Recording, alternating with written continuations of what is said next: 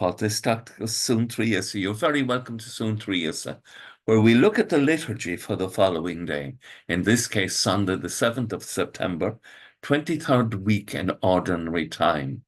And our first reading tomorrow is taken from the Wisdom literature, specifically the Book of Wisdom, chapter 9, verses 13 to 18. And it deals with a very important question: how can we know what is God's will for us? And the answer, of course, is because God has given us the Holy Spirit to help the church as a community to discern what is right and wrong, and to discern the call of the gospel that we should follow, and to empower us to live the life, to live a moral life. We have the power of the Holy Spirit to help us to overcome our own brokenness and to bring about forgiveness of sin in the community and in our own individual hearts. The first reading is followed by Psalm 90. O Lord, you've been our refuge from one generation to the next. Make us know the shortness of our life, that we may gain wisdom of heart. This is very important, lest we put off important things. Life is fleeting. In the morning, fill us with your love. Love is the motivation of the Christian life. And filled with love, we are enabled to be enthusiastic followers of Christ. We shall exult and rejoice all our days. The letter to Philemon.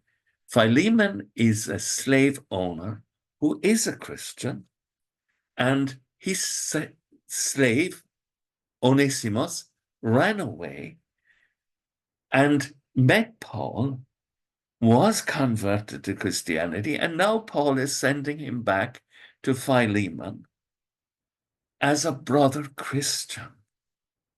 And it's the letter is a study in how to encourage a person, Onesimus, his owner, Philemon, to let Philemon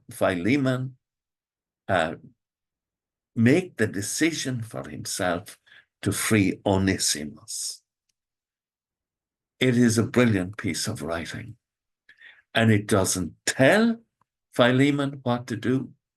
It simply encourages Philemon to recognize Onesimus, his one-time slave, as now his brother Christian, and treat him as such.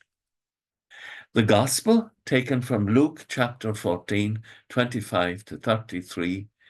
If anyone comes after me without hating father, mother, wife, children, brothers, sisters, and even his own life, he cannot be my disciple.